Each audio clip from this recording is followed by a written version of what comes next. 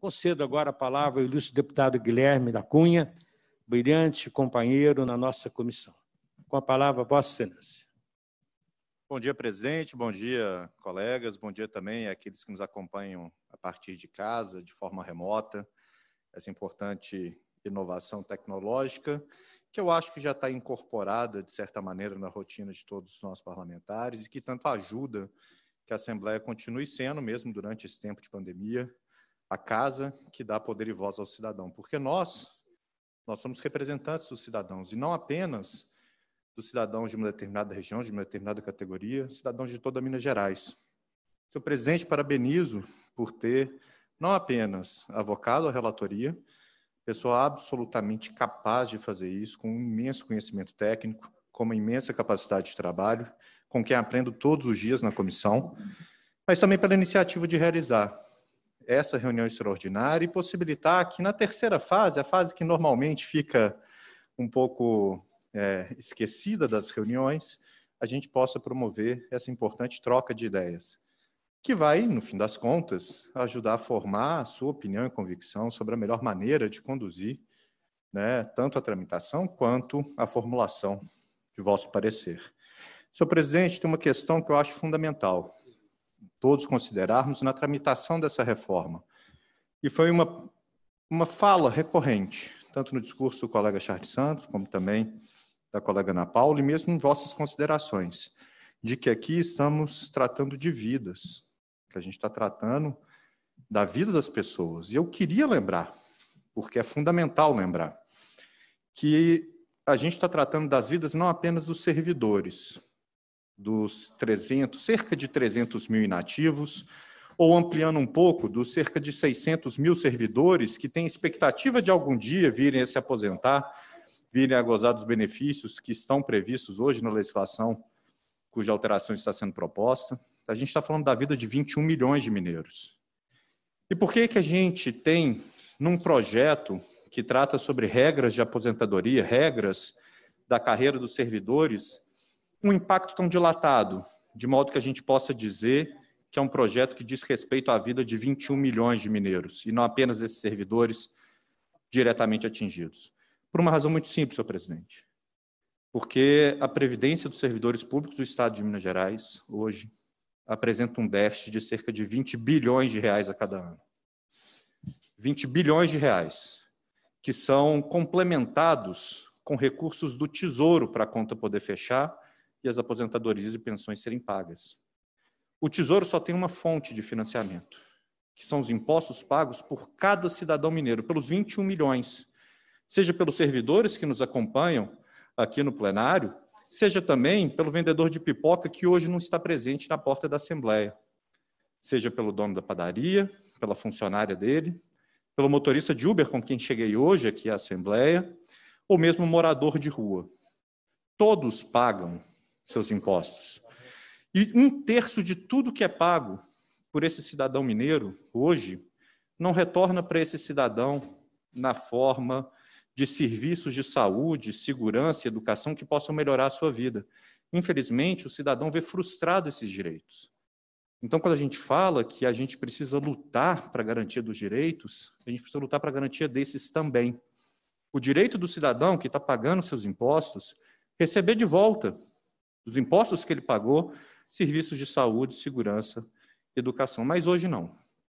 Hoje 1/3 de tudo que o cidadão mineiro paga, 1/3, ao invés de voltar para toda a coletividade, vai apenas para a garantia do pagamento das aposentadorias e pensões de cerca de 300 mil inativos do Estado de Minas Gerais. Creio que foi ontem, ou antes de ontem, não sei ao certo, o deputado André Quintão enfatizou como que esses servidores são importantes para a própria prestação do serviço público. Mas aqui é importante salientar, esses 20 bilhões não são o salário dos servidores, não. Esses 20 bilhões são apenas para cobrir o déficit das aposentadorias e pensões daqueles que já estão inativos. Esses 20 bilhões não retornam como serviço, não é o médico que está atendendo o cidadão carente, não é o professor que está dentro de sala de aula. Esses 20 bilhões são apenas para pagamento dos inativos, 1/3 de tudo que o cidadão mineiro paga. Eu acho importante que a gente tenha nessa discussão a consciência que esse problema precisa parar, Precisa parar tanto para que o cidadão tenha melhores serviços, quanto também por uma questão de justiça social tão importante para a colega Ana Paula. Deputada, o sistema de previdência de Minas Gerais hoje é um enorme concentrador de renda, gerador de desigualdade. É um sistema que tira dinheiro de 21 milhões de pessoas para concentrar em apenas 300 mil. E mesmo entre essas 300 mil ainda tem desigualdade para caramba, a gente sabe disso.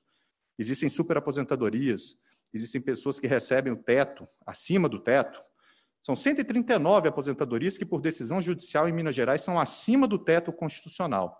Não sei onde a justiça viu justiça nisso, mas tem aposentadoria de mais de R$100 mil.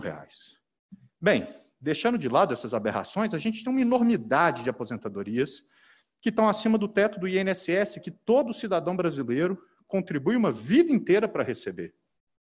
A reforma propõe, dentre várias outras coisas, que o mesmo teto que vale para todo trabalhador que está aqui fora da Assembleia, para todo trabalhador que está, infelizmente, em muitos casos hoje, sem sequer poder abrir o seu comércio e fazer funcionar o seu serviço, a gente quer que a mesma regra que vale para todos esses trabalhadores valha também para os servidores públicos. Vai prejudicar a professora, que é tão citada pela colega Beatriz Cerqueira?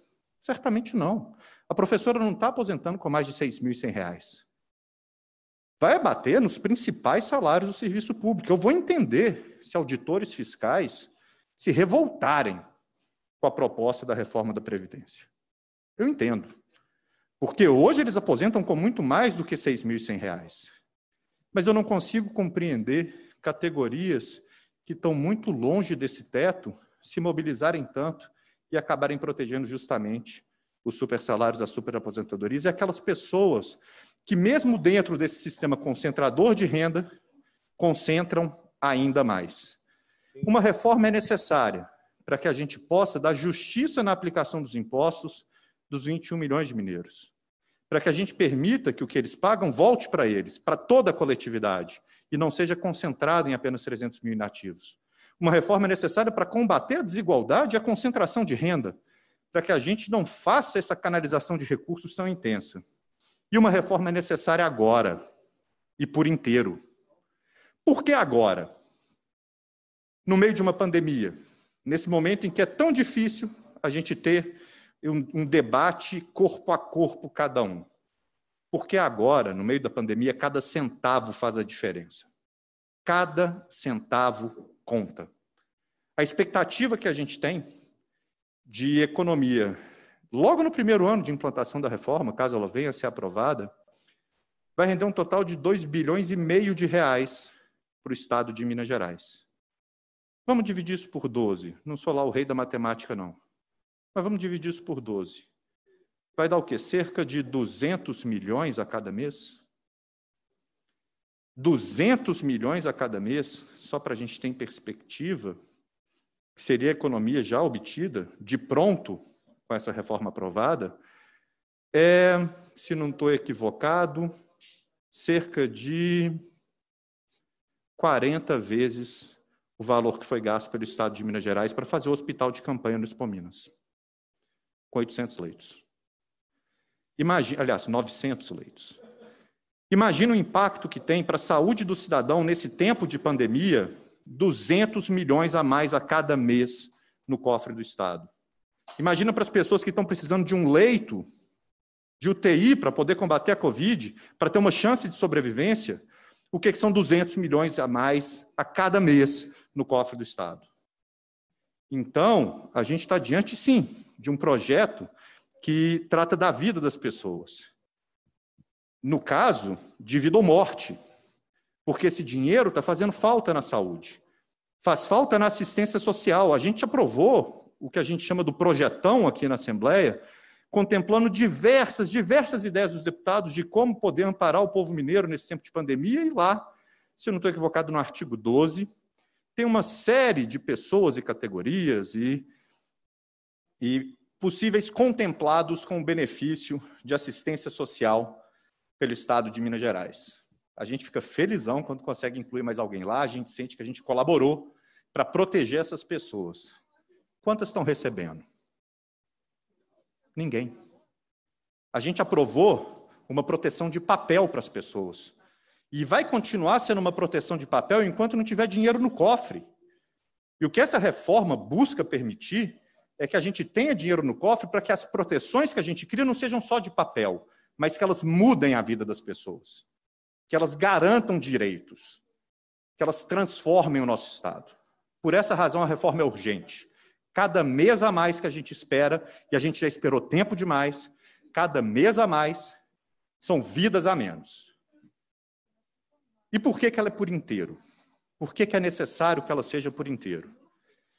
A expectativa, senhor presidente, e eu conversei sobre isso ontem com o secretário de Fazenda, Gustavo Barbosa, a expectativa é que nos próximos 10 anos essa reforma gere uma economia de 33 bilhões de reais para Minas Gerais.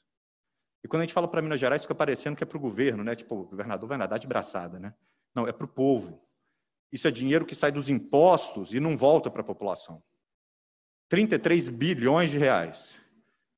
As alíquotas, nos próximos 10 anos, podem gerar 15 bilhões de economia. O restante, que estão querendo decotar, que estão querendo dizer que não é o momento, podem gerar 18. E esses 18 que podem ser gerados com o restante, onde eu acho que está, inclusive, a parte da justiça social. É onde está a parte que diz que o servidor público tem que aposentar com a mesma idade do trabalhador comum. É onde está a parte que diz que todos têm que ter tempo de contribuição para a aposentadoria. É onde está a parte que diz que todos estão sujeitos ao mesmo teto e acabaram as superaposentadorias. É a parte que traz justiça e não apenas economia. A alíquota é a adequação a uma norma constitucional que a gente tem que adotar. E que mesmo na adoção das alíquotas, a gente está se preocupando de fazer da maneira mais justa possível. Diferente de 15 dos 20 estados que já fizeram reforma da Previdência, Minas Gerais não está subindo a alíquota para todo mundo, 14%, e acabou a conversa. Minas Gerais está fazendo diferente, está tendo consciência social de permitir que quem ganha menos pague menos, quem ganha mais pague mais, de permitir que o professor pague menos que o promotor, de permitir que o técnico de enfermagem pague menos que o juiz, e que o auxiliar de serviços gerais, que é a categoria menos bem remunerada do Estado de Minas Gerais, pague menos do que o auditor fiscal, que está sempre batendo no teto. Essa consciência social o governador teve, e é essa a parte das alíquotas. Ela é a adequação constitucional, e fizemos da melhor maneira possível.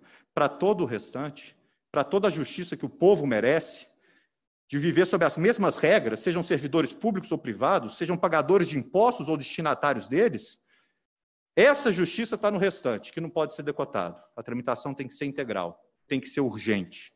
Minas Gerais clama por essa mudança, e aqui eu não digo dos 300 mil inativos ou 600 mil servidores totais.